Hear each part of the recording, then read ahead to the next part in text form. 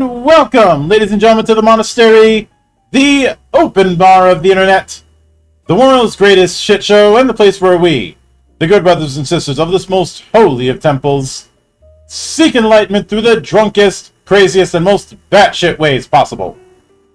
I am your one and only gaming monk, better known as Mildra, and with me I have a newcomer into the temple, creator of the Zand'rayan TTRPG, a D20 and D12 system we'll be getting into tonight, the one and only Mysti. How you doing today, man? I'm doing pretty excellent. Thank you very much for having me. I really appreciate it. I'm super hyped to talk about what we got going on. Yep. Thank you for coming on and braving time zone hell in the process. Oh yes, time zone now. It's currently 25 minutes past midnight. Mm-hmm. Good old UK. Yeah. Oh. But it's tradition around here to open with the humble beginnings, in a sense. So with that in mind, I'd like you to walk me through your introduction to role-playing games and what made it stick. Oh man. Just like role-playing games in general? Yep. Oh man. So I think my first core memory of role-playing games is Final Fantasy X. I remember my brother coming home, and it had already been out for a few years, so it was a second-hand copy, but my mum and dad finally let me get it. Mm-hmm. I can't remember exactly how old I was, but I remember booting up that game and the scope of it, like the world, learning about all the different like places and the locations and the people, just intrigued me on like such a deeper level than I'd appreciated in gaming at that stage before. And from there it was just I kind of really found my niche. But I don't think I didn't really get into TTRPGs and role playing in kind of like the terms of being like a storyteller for a good number of years. It was in kind of like middle to late high school that I started dabbling with dice and stuff after my Yu-Gi-Oh friends started to branch out into some other physical gaming media. And I was able to sit down with D&D, a few other things that I played, like one-shots of at the time, Pathfinder, and I landed in that position where nobody else really had the DM bone in their body, and I really discovered like a need to tell stories, in a sense. And then from there, I started world building like crazy. I've done over 200,000 words worth of work to the universe that I DM at this stage. And that's not even including like all of the campaign notes and everything else. But yeah, I think that getting my hands on Final Fantasy opened up a whole world of RPGs and storytelling and interest for me. And Final Fantasy's always been a place that's close to my heart, which you'll see from my Discord image. Yeah. I think we already spoke about. Yeah, I'm not in that Discord, but just given the profile image you have on your personal Discord, I can already get that vibe. Oh. But given the time frame, I'm guessing you started with either 3rd, 4th, or 5th in terms of D&D. I got introduced to 5th edition through a friend, and like a lot of people who, because I'm 26 now, so I definitely got into TTRPGs a lot later than other people. So yeah, 5th edition, and I think that's also where my love of the D20 is really stuck from. I know that there's a lot of systems out there that are all doing, there's D6 and D8 dice pools. Daggerheart's got the D12 system, the 2D12 system. And I've dabbled kind of outside of the D20 in various spaces, like round friends' houses and in other discords, and I never like really latched onto them. I don't know what it was. I think maybe it was almost the lack of chaos in a sense. And I think that's become a really big design point for a lot of TTRPGs. It's like, how do we tone down the chaos in a mechanical view, and the chaos is instead then placed onto to story elements and things like that. But yeah, I remember really seeing that a lot with the rise of story games in the wake of Powered by the Apocalypse. Though that's kind of been dialed back because people did everything that they could think of doing with PBTA. Yeah. So I think I've dabbled elsewhere, but then it's also that feeling of like, I never wanted to hang the D20 up.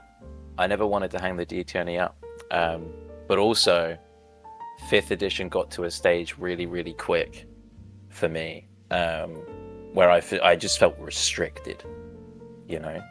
I didn't feel like there was enough there that made it feel complete for me.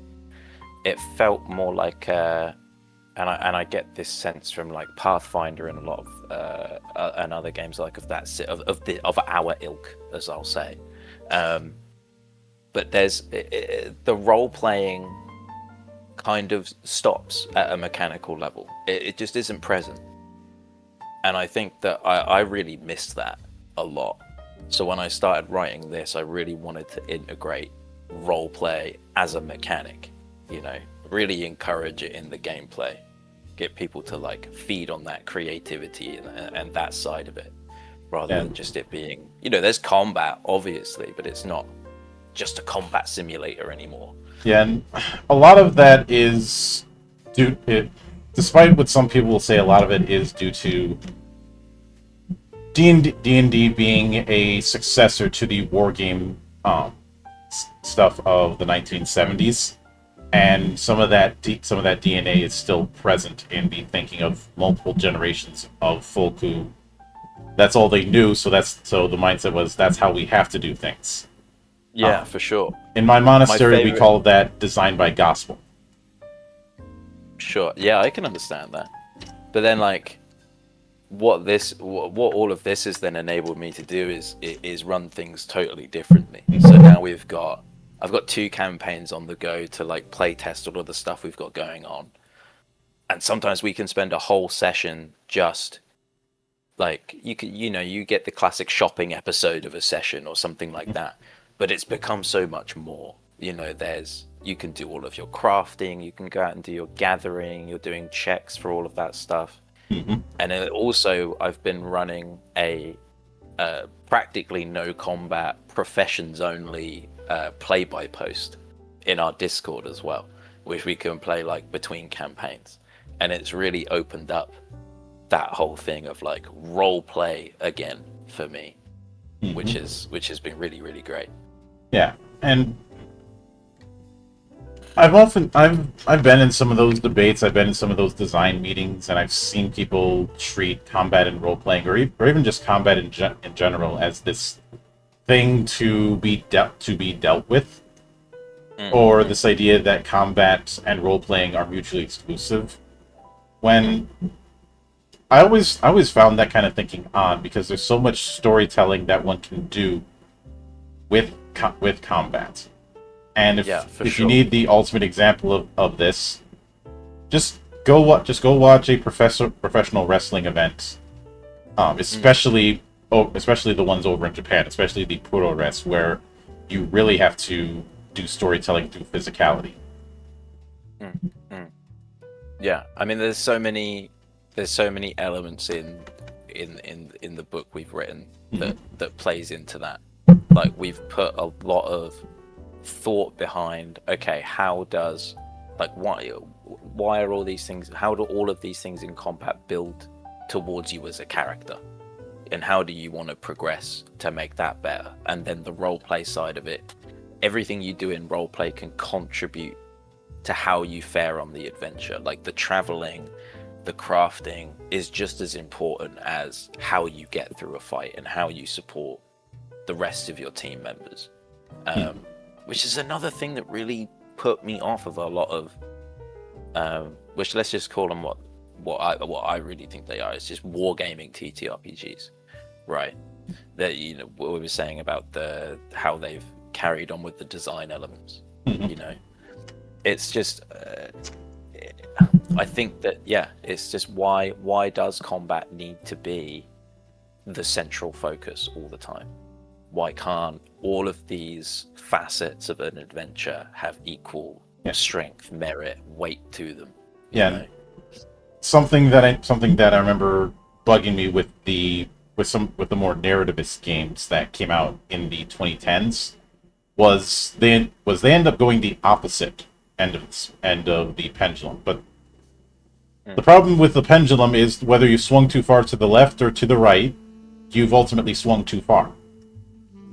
For sure. And a lot of these story games, which would frequently advertise how non-combat they were, the problem was they would just treat whole mechanic opportunities as, oh, just do it in role play. Which the guidance there is it's limited, but it's like it misses that dash of excitement to it. You know, you need. I don't want to say you need combat in a game. I don't think that's true, but I think if you're going to have a TTRPG where you're going to have an adventure, it's like I say, you can't just focus on that one thing. There's so many scenarios where people sat at the table and were like, hey Mysti, I really want to do this, and I'm thinking about the bounds of 5th edition or whatever it may be, and I'm like, I can't do that here. There's no facilitation for crafting in a real sense. I think the DMG's crafting originally... The DMG's crafting was non-existent because Crawford is a hack. I'm just going to say that outright. I agree, you know. Crawford is a hack, and Merle's is and always will be the third wheel. He was the third wheel in every project he ever worked on, and that has not changed, which is why it was absolutely rich when he was talking about things that they had planned for 4th edition. I'm like, you weren't the guy with 4th edition. Heinzel was the guy with 4th edition, and he's long gone. He's off doing 13th age. But building all of this with my friend Max, who's I call it, he is my co-designer, my co-writer, my compadre.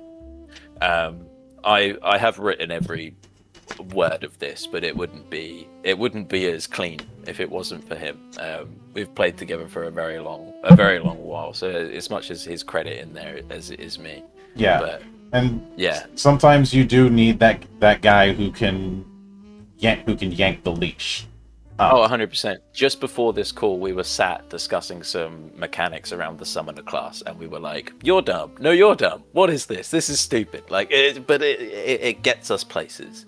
You know, you've got to have that person to just generate your brain and kick it into gear and be like, "Okay, I need to look at it this way." And there's plenty of times he says something to me, and I go, "No, I'm not even considering it." And he's probably even laughing behind the screen now as I'm saying it. Yeah, you need that. You need that guy. Yeah, you need. There should never be, if you're gonna. It's centric to TTRPGs. You know, like you have to. It's a collaborative game. You're building a game for a collaborative space, and the way you create it needs to be within reason, somewhat collaborative as well. You know? And I, for my own project, have Xanatrix as my EIC and co-designer. There's frequent times we've butted heads and we've we've taken the approach of we're gonna throw hands and then go out for drinks afterwards. Yeah, exactly. Because Totally. most of it is the fact that we have the blessing and curse of being similar people, meaning we know how to push each other's buttons. But something I do find kind of interesting is you going with this mix of D20 and D12s. Was the use of D12 just due to the D12 being the redheaded stepchild of dice? No, I don't think so. I when I was building because the D12 mainly came about when I started designing the profession system. So obviously I was talking about how much I love the chaos of a D20. I love the excitement that a high roll or a low roll can bring, whatever it is. But when it came to crafting, I don't know if you've played any kind of trashy MMOs, but they'll often have like systems where you need to craft something. It has a certain percentage chance of being crafted, or everything you've worked for is just completely lost. And when you're spending 4 hours in a session, and it can take a while to get these things crafted, gather the materials, you don't necessarily, you want a little bit of challenge, you want a little bit of high roll, a little bit of low roll, but not as much chaos, because at the end of the day, that's time you've spent. That's, if you fail, it's not going anywhere, you're gonna have to do it again. And I think the D12 just offered a little bit more security in that sense, but still added enough of a range that it enabled me to apply bonuses through magical items. We have a crafting and gathering bonus, which is, you know, very similar to like a proficiency bonus if you're comparing it with fifth edition. And it was a much more of an easier tool to balance around when it came to more consistent progress. At the end of the day, a failed skill check just means you failed the skill check and something happens in roleplay or the event. Or an attack roll is you just miss the attack. But when you're talking about losing valuable resources, it's a different beast, I think. So you have to give the players a little bit of extra security there. The D12 just helped balance things out a bit more.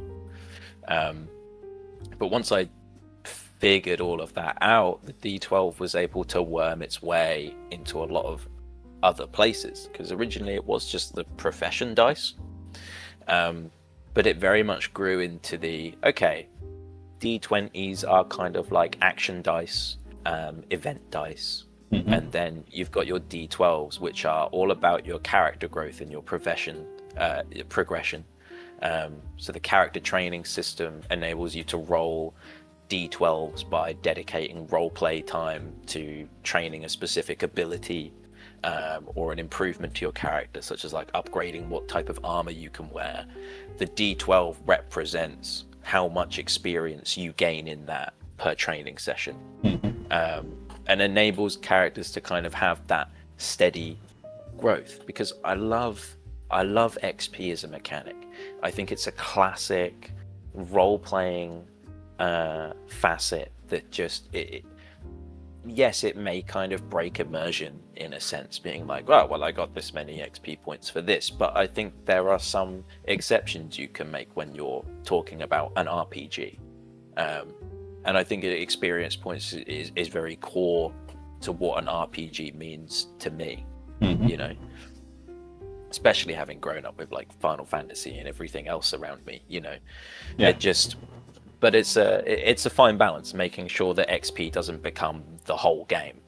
You still want people to enjoy all of the parts that get you experience points. And it does appear, especially looking at the character sheet, like multi-classing is something that's a little bit more baked in than in some games where multi-classing is kind of a side gig. Yeah, I think that was a very big problem I encountered, because gonna name drop him again, but Max, he was a big multi-classer when we first started playing together. He still is. He loves it. But I struggled with the idea of having, well, especially when I first started making the system. I started with the Berserker, the Entertainer, and then I think I built the Mage, and those three became my like base for balancing everything else. And once I'd got them mapped out, I was like, okay, well, if a Berserker decides they want to multi-class into a Mage, what's going to happen? And it becomes just an endless list of possibilities, which I think, yes, it's really fun that your character can do this and that, and there are multiple things of this and abilities coming out the wazoo. But at the same time, it's been much easier to build a fun experience within a class that has a defined purpose to it, where another class can't come in and make that experience either negligible or overpowered.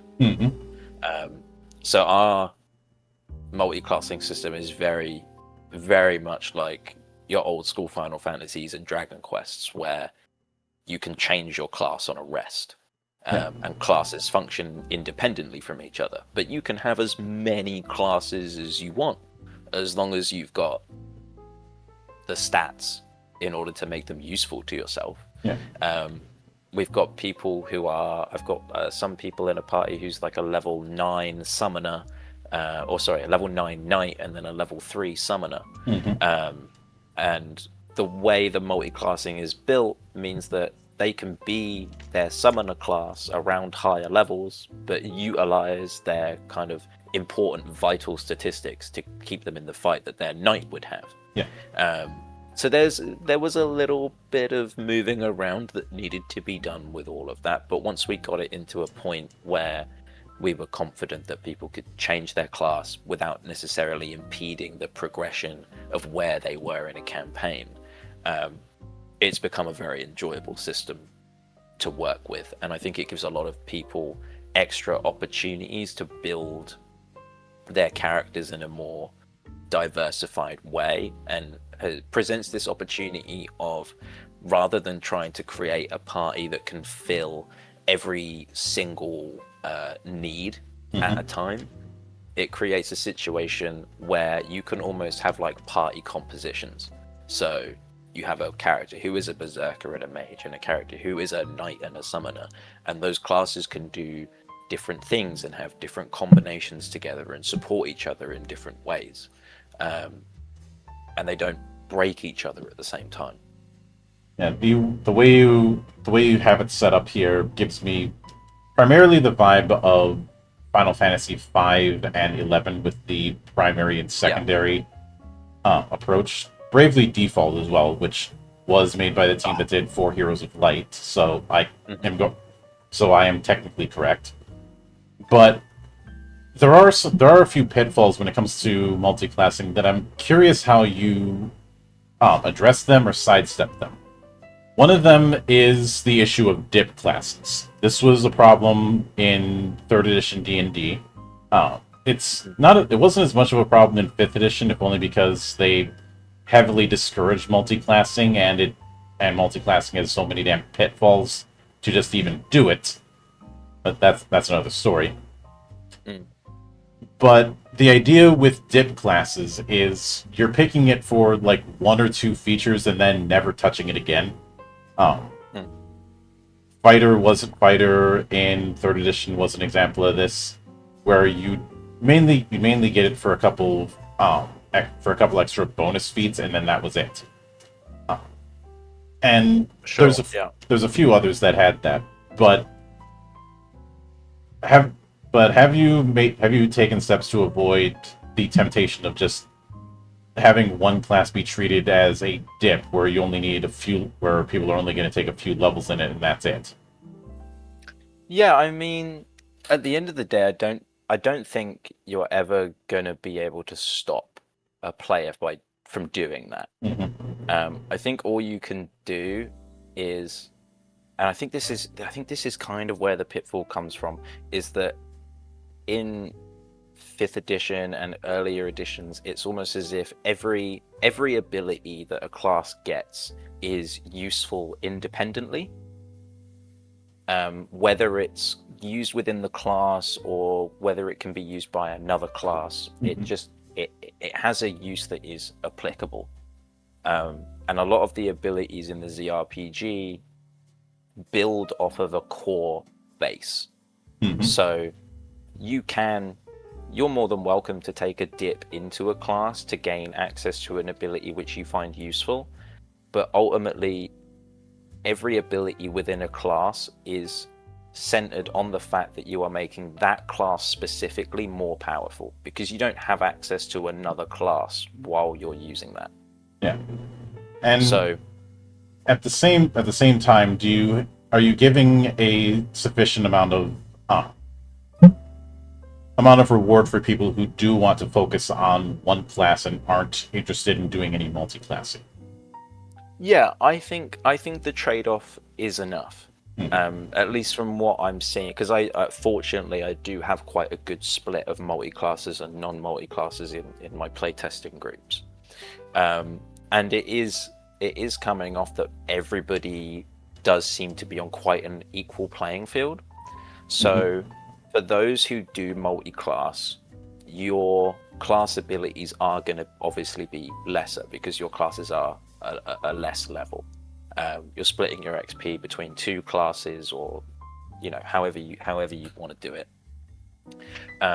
But the trade-off of that is you're getting access to more attribute and skill points with which to grow your character's kind of core abilities. So they kind of pick up extra. They kind of can be a little bit more accurate in combat. Maybe they have like an extra few hit points or something like that. Whereas those who are dedicating themselves to a single class are getting access to those abilities which make their class even better, even stronger. And I think it's really up to the players at that point. You can spend hours and hours and hours, days, dancing around. How do I stop a player from doing that? How do I stop a player from doing this? But players are just going to do whatever they want to do. And I think our job as designers and as storytellers is just to facilitate those ideas within a prepared boundary, rather than spend our time trying to dictate what they're going to do, if that makes sense. Yeah, I can get that. Now, on the topic of spellcasting, I did see that you were hinting at doing some MP stuff, but Yeah. let me address the big old elephant in the room. Are we dealing with the Vancian model? The Vancian model? The Vancian model is the term given to the spells per day system that's been in D&D since day one. It is called that because it is heavily inspired by the works of Jack Vance, which is ironic that the Dying Earth book that's based on Jack Vance's work doesn't use it, but that's another story. It is that whole spells per day, and you have to prepare your spells and then do a full rest to get those spell slots back, that kind of thing. That is the Vancian model. So I do have a subsystem which is maybe a little bit like that, but that's kind of a later point. But for the spellcasting system in general, no.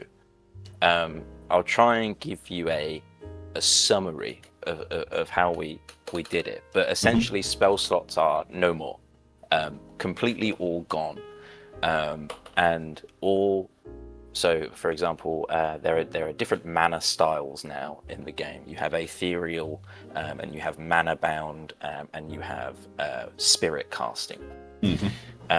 So an ethereal caster would be someone like a mage who has full access to magical ability, and their mana, their maximum mana, is dictated by their attribute score, big number.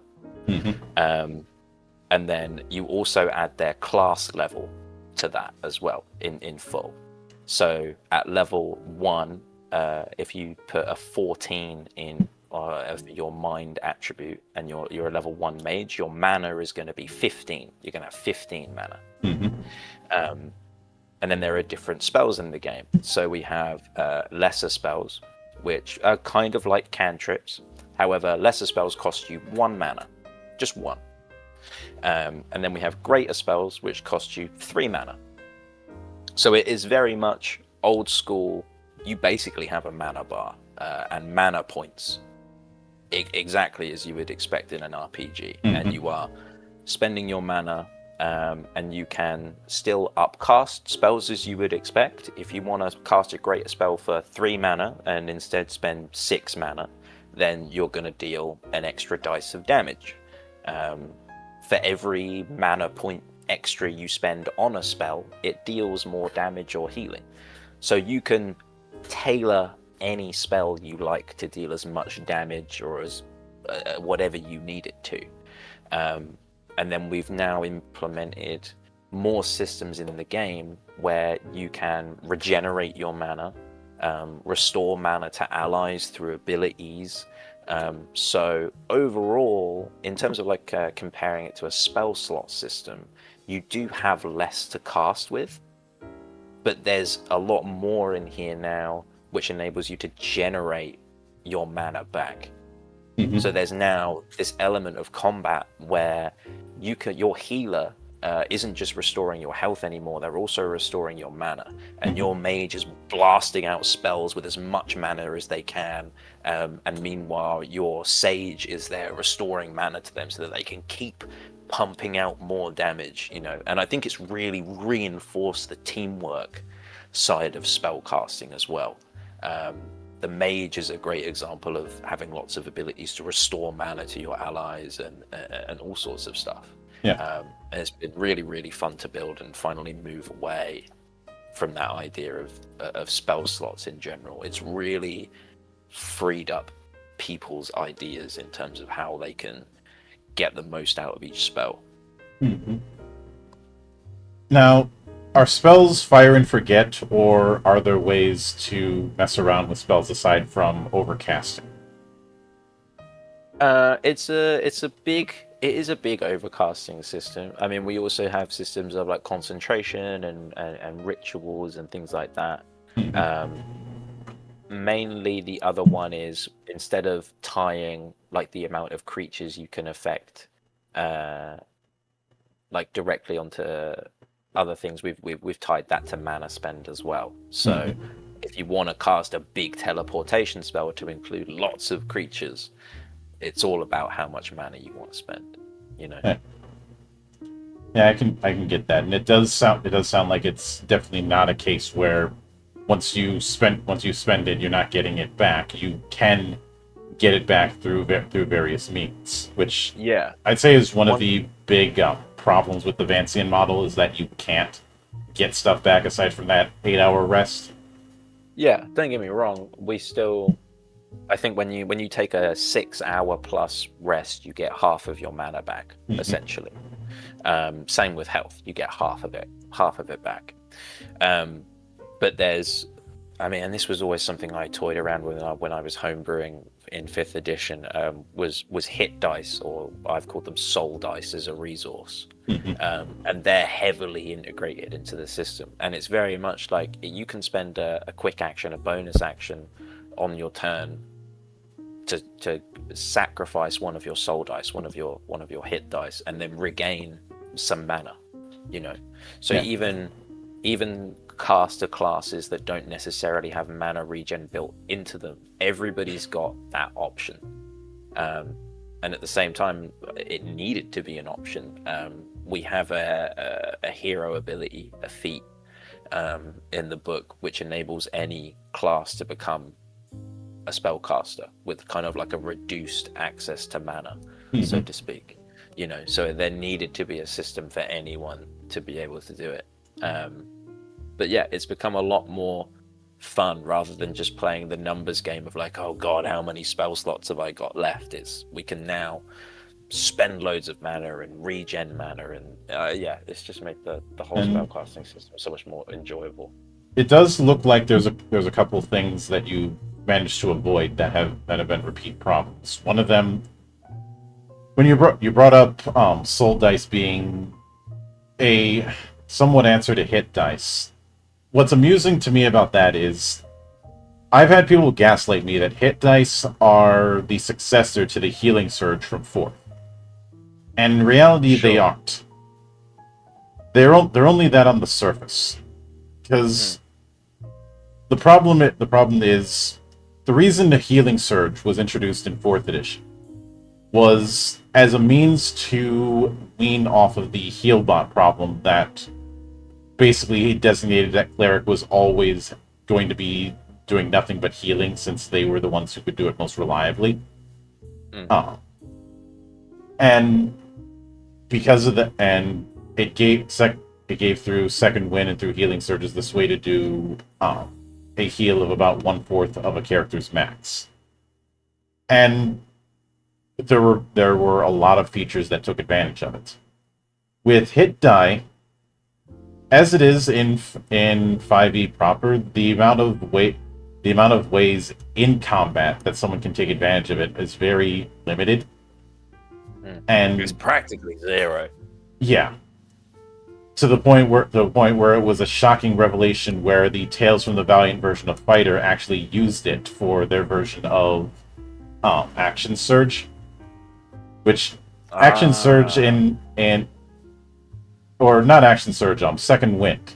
Which Second Wind for the 5e fighter was kind of lame. Like, ooh, a D10 plus Constitution. What be? That's gonna feel like pissing in the wind by the time you're 5th level. Yeah, that's gonna scale really well. Thanks. Yeah. Whereas Tales from the Valiant had it that when you go below half health, as a reaction, you can spend hit dice, which isn't the most ideal, but it's certainly an improvement. It's basically reinforcing the I didn't hear no bell kind of thing with the fighter. For sure. Randy Marsh, put him up. Yep. But from what I gather, there are a lot more opportunities to use soul dice within your system, whether it be burning it to recover MP, whether it be using it to give yourself a little bit of healing. There is that option. Yeah. We've got the inner spirit and mana draw actions, so you can just restore a little bit of health or a little bit of mana by sacrificing one. Some classes go really hard in on them, like the Templar has a lot of interactions with like soul dice and spending soul dice to gain access to buffs, and it became a really big thing because I mean there is a whole world that is played in with the ZRPG, and the world building itself has really been worked into that system. And soul dice is very much like the soul is a real thing. It's a real thing that can be harnessed by a person, and they can call upon that power within themselves to demonstrate these unique abilities that their soul is becoming attuned to within the world, as they progress through their class. It's been really fun thinking up how all of the different classes can find some benefit out of this. Whether it's just through those little actions that everybody can do, or having a class which is really focused on it. It's been really, really fun. Yeah. There's loads of little ways to really use that as like a resource for every class, more or less. Which does bring me to. There's one other thing I wanted to. I'll get to that whole soul thing in a minute, but there's one other thing I wanted to highlight, and that was with the hero abilities, which you described as something akin to feats, but this feels like what feats are supposed to be, rather than what they ended up becoming in something like 5e. Because I had said that the feats as a ASI alternative was a masterclass in missing the point. Because when feats were originally introduced in 3rd, as an evolution of the proficiency system that was introduced late in AD&D 2nd. The idea being a way to personalize characters beyond race, class, and spells. Yeah. And having it that you're only getting 4 of them throughout a full adventuring career, assuming you even get that far, ended up creating the necessity of feats and all but name. An example of this would be, say, some of the fighting styles for fighter, or I'd say an even bigger one is evocations for warlock. A lot of the evocations, in my opinion, would have been feats in another game. Yeah, And totally agree. the problem is that feats themselves are extremely limited in that because of the whole every 5 levels thing, but they're not powerful enough to justify that limitation. Because it's meant to be this side thing that they clearly don't want people using. Yeah, I get that. And I don't see that with the hero abilities because of how it's set up. Yeah, so the basis for the hero abilities came with the character training system. Feats is an idea I really like, but it's, as you say, like trying to choose between that and an ASI when you only get so many, it's kind of nuts. But the character training system functions off the little D12 that we love, and it has 7. You have 7 ranks of difficulty essentially, from beginner through to legend.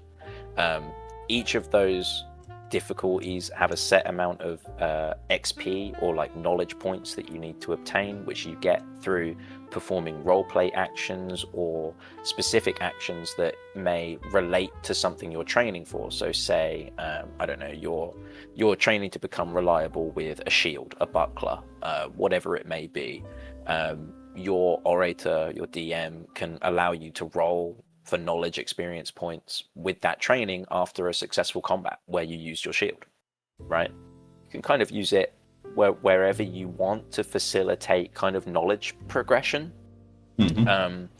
And the hero abilities uses that system as its core, essentially. So there's no cap on how many hero abilities you can learn. All that matters is how much time you want to dedicate to learning them, and whether you've got the necessary experience as a character to learn them. You can try and find a mentor or a tutor to help teach you some of the harder things, or if it's an easier ability like martial prowess, that can just kind of help you gain some extra abilities that, you know, a standard soldier might be able to perform through just training themselves.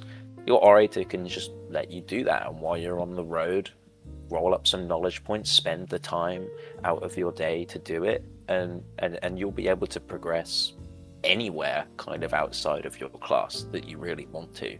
And that really feeds into the homebrew element of the system. I love homebrewing. I love that people can just take a game and completely make it their own, however they want to. And I think everything that the ZRPG is built on really embraces that and says, here is a whole bunch of options. Here's the basis upon which those options are built so that you can make your own. And if somebody asks you a question, you can easily go into the book, find a progression table for something similar, and know exactly what you need to make that kind of like a balanced option for them to craft, or for them to learn, or how long that's going to take, you know. But then we've done away, I mean, I did away with kind of the standardized ASI at certain levels. You just get an attribute point every level. It functions on a standard array for the characters, but it's every time you level up from level 1 to 20, or even beyond if you're doing multi-classing, you get 1 attribute point to increase your persona, agility, power, whatever it may be, and you get a skill point to increase one of your reliable skills that you have as well.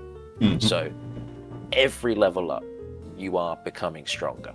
every level up, your character is becoming wiser. Every day, you are able to train something, progress in something, do something new, do something with your day that isn't just hunt the next creature. It also means that there's no chance of dead levels. Which, exactly. Every level, you get something. Yeah. Now, I was gonna go into this as mentioned, and now is the time I will. You mentioned when it came to the soul thing of having almost a setting that it ties to, which does touch on one other thing that's been a pet peeve of mine in games like D&D or Pathfinder or whatnot. Pathfinder a little less so, but it depends. But it's still somewhat there. I know that a lot of people will run a game in their own world, but I've always had an issue with games that claim that they can be used in any setting, but in practice that's not the case. Like D&D wants to talk up a storm about how you can use this for any fantasy setting. But if I want to run a fantasy setting that is leaning a little bit more more East Asia, or even Central Asia for that matter, the amount of stuff that I have to house rule or take out or look at to see if I'm going to keep or not is significantly more than I think people are willing to admit. The classes, the weapons, the races, all of that stuff very much skews towards a Western European fantasy pastiche. There's nothing wrong with that. I want to make that clear. But as the saying goes, don't piss on my head and tell me it's raining. Yeah, I totally get it. I have a feeling from what I'm seeing that these ZRPG it very much has a setting that it's building around and thus a style of fantasy that it's building around. Yeah, it's definitely it's very much kind of centered around like a high magic, high fantasy setting. Mm-hmm. Whilst I DM it in a world of my own design, the lore of the system itself, the theme of the system, is more based around a cosmology rather than the actual kind of continents or the isles that I've been running the stories in. So it will depend a little bit about how I build that out. It's not currently available in the preview. I'm still working out kind of the direction I want to take with some of the writing. But the idea is that the cosmology can provide a basis as to why the system is built in the way that it is, how the magic works within that cosmology, and lots of other things. And then hopefully people can apply that to wherever they see fit. Mm-hmm. Rather than being like, it has to be the Forgotten Realms or this or that. It's like, this is how the basis of magic works in the world. This is how all of this makes sense. But it can be applied into any setting, so to speak, I think.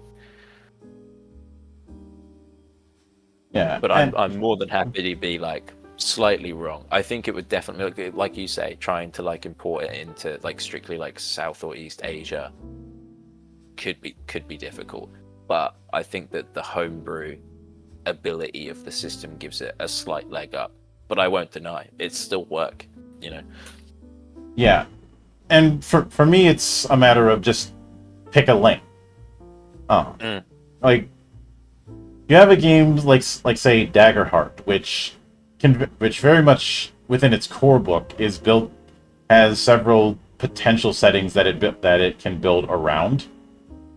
But it is built with that in mind, and there are whole swaths of the book that are dedicated to giving advice on building your own setting within the style of play that it's going for, and it is going for this dramatic fantasy approach. But I'm planning on tackling a little bit of that when I get around to doing the cosmology. I've got a lot of the base mapped out. I mean, I've got notes upon notes upon notes about the lore, but it's what Mhm. I think is worth inserting that doesn't leave people kind of chained to a specific idea. All I want to do is provide people with the base to create Yeah. with. You have to understand the rules before you can break them. Yeah, you got it. And that's not to say that you can't build a setting agnostic game. I mean, I certainly have, but that's a conscious choice that I built everything around. The reason I like back in my third edition days when people would use that line on me, I would say, if that is truly the case, why do exotic weapons exist? Good point. And That's a good point. further, and another example I gave is because I remember having a long rant about how whoever said, "Oh, samurai can just be reskinned paladins." I wanted them keelhauled because that is so wrong. I don't even know where to start. But one thing I had said to it was, well, consider this: the most common, basic bitch way to equip a fighter is sword and board. You know, long sword or bastard swords, depending on the game, and large shield. How are you going to do that in a setting where shields aren't a thing? Like if somebody wanted to do their own brand of samurai fantasy where shields very much aren't a thing, that is something that you have to address.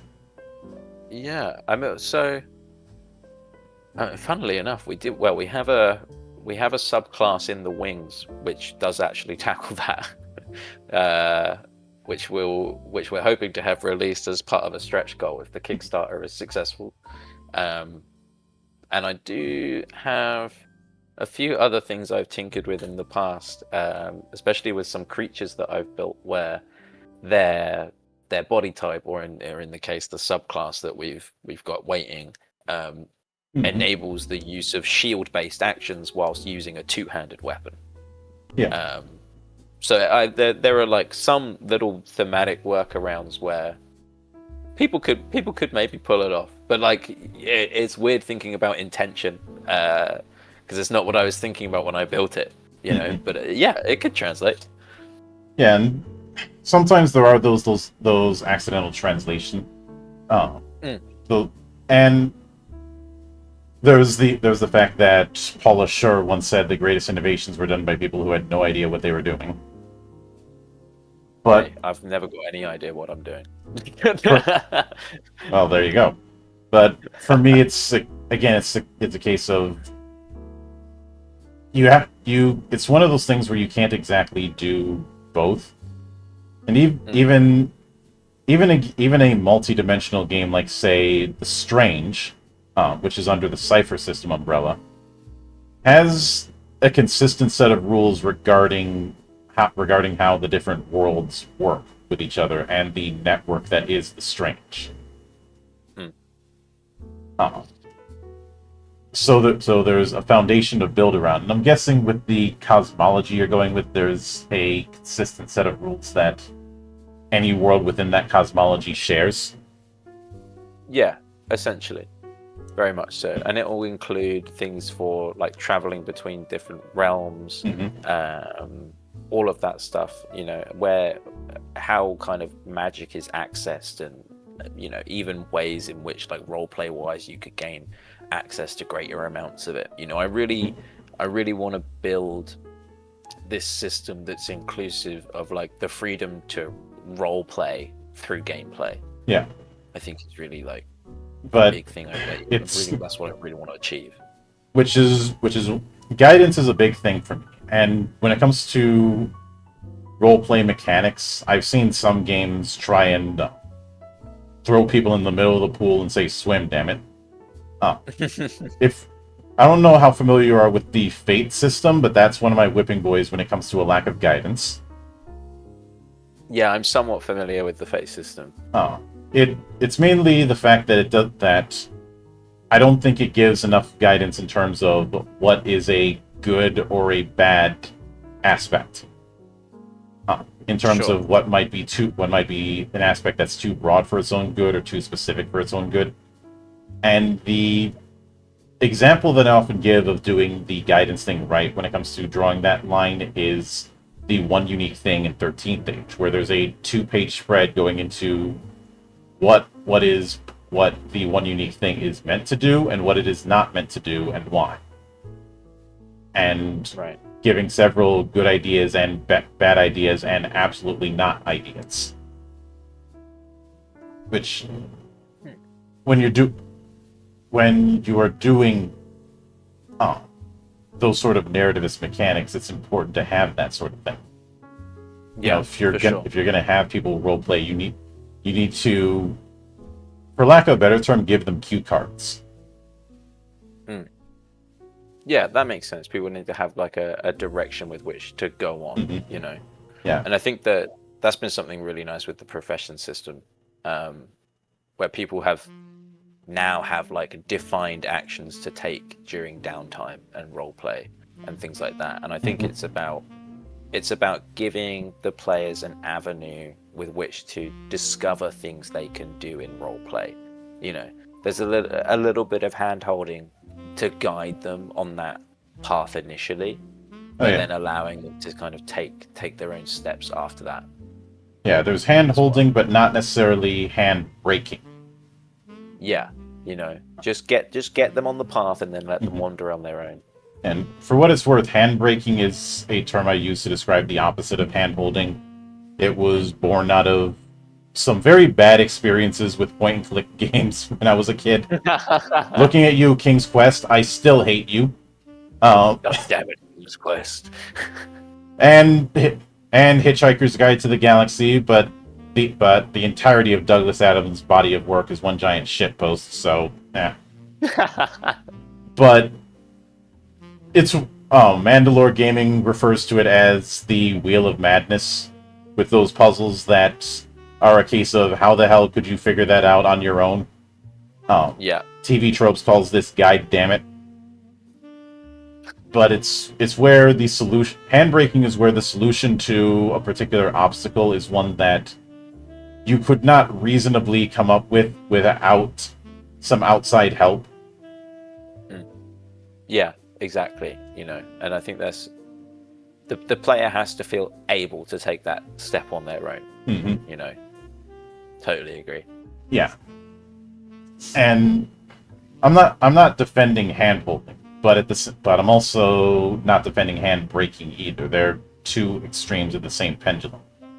Yeah, I think there has to be a really striking balance. Mm-hmm. You know, of being able to guide a player and then being able to let them make their own decisions. Yeah. You know.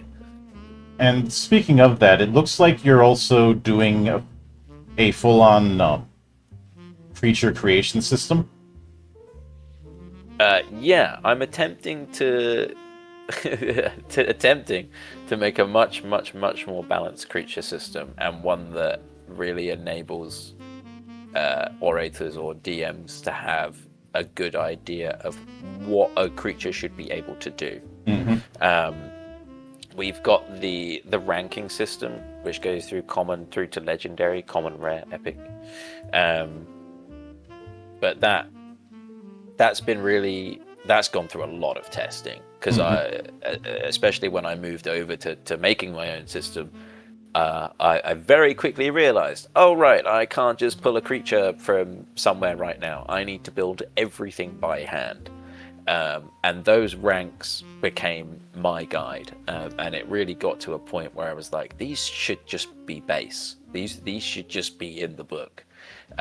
So there's a little bit of guidance in there right now on building creatures, coming up with, you know, what vulnerabilities creatures should have in a narrative sense, you know, and really thinking about when you're constructing a creature, base what it can do around what it can do narratively, not what you need it to do in a certain situation. But the ranks give a clear indication of what levels things can be difficult at, Mm-hmm. how many skills this thing should have access to, a health range depending on how difficult you want it to be within that rank, recommendations for what its highest attributes and modifiers should be, its defenses should be, and then from there you've got a clear framework of strength, and there's recommendations for dice to not exceed creature reliability modifier, treat dice ranks as severity rather than the amount of dice. Mm-hmm. So D4s, if it's just going to be a little pinprick, but then maybe it's going to poison you at the same time. If something's barreling towards you and going to headbutt you at full speed, it's going to deal a D10, and it's more about, is it going to deal? It's going to deal 2d10 at rare rank, 3d10 at epic rank, and it's a very much a system all around. I mean, even beyond the creatures, of little increases that enable what I like to envision as almost like a limitless scaling to the whole thing, where you can take this thing far above and beyond, and as long as you stick to the core ideas and concepts, Mm-hmm. you can take it wherever you want. Yeah. So, do you have a launch window in mind for the Kickstarter proper, or is that a little ways out while you do some testing? So, I've been going through testing already for the ZRPG for, well over a year now, a year and a half. And I'm very, very confident in where the core of the system stands. There's still some play testing to be done on classes, little things that I'm clearing up kind of every day. Mm-hmm. But me and the team, we're hopeful that we can get this thing launched and in people's hands in October in terms of the Kickstarter. That's the hope, that's the dream. We at least definitely want to do it before the end of the year. And by then, we'll see how it goes, and then we'll hopefully get things shipped out if we're successful by the end of 2026. We've got a really, really great team of people on board. And when we do launch that funding, Max and I, who have poured all of our time into this, we're not taking a single penny from any of it, unless we hit some stretch goals. So everything for the goal is going all towards the artists, and then the Dungeon Synth musicians as well, who are doing the album for us, which is I'm so excited about. You have no idea. I love Dungeon Synth. Everybody should listen to Dungeon Synth. Yeah, I have a whole collection of playlists that I use for my games that's about 26 hours long. Some Dungeon Synth is in there, but also a lot of stuff by Philip Glass, especially the stuff he did for the Kotze trilogy. Oh yeah. I know who you mean. I think Glass is very underrated as a composer, and I will use some of the tracks from like Koyaanisqatsi Kotze whenever I want to really hammer home the point that magic is weird, and by entering a magician's workshop, you are entering into a place where the laws of time, physics, and all that stuff are suggestions. Yeah. Well, I love a lot of the themes and ideas we can get from the music we use in our TTRPGs, and Dungeon Synth really opened up a door for me in terms of like really landing on the theme that I really wanted to like run just within my world personally, rather than what I'm building for the book. But I discovered it to just be, it's such a great medium of music. Like so many artists will do albums which are, it's like a full ambient adventure from start to finish, and I'm really excited for our guys to craft something like that can relate into just the cosmology and then the feel of the system rather than the world, and kind of tell the story of some of these classes and features that are in there. I think it's going to be great, and then it'll be a mix of all sorts of tracks for people to kind of just like put throughout their world. You know, it'll be an hour and a half of music, and then for every little bit extra we get, there'll be even more music. So hopefully we'll get a big album out of it. You know, Yeah. maybe. I do remember when I was going through Stormlight Archive, somebody had made a album specifically for reading through those books, which Oh, that's cool. I only used a bit of because I discovered the graphic audio version of Stormlight Archive and was listening to that instead. Sure. Yeah. But I will certainly keep an eye out on the ZRPG. And Appreciate once it. again, thank you for being open to venturing all the way into my monastery and enjoy the madness that happens here. No, absolutely. It's been very comfortable. It's been a great chat. It's Yep. been great. Anytime you see fit to return, the door is always open. As I often say around here, drinking is not mandatory, but it is encouraged. Hell yeah, I love that. And, of course, a sincere thanks goes out to everyone who took the time out of their schedule to come onto the show and enjoy the madness. And there will be plenty more where that came from, as there always is here, on the open bar of the internet. But until then, on behalf of the good brothers present and not present, my name is Mildra. I am your gaming monk. Stay fucking frosty, everybody.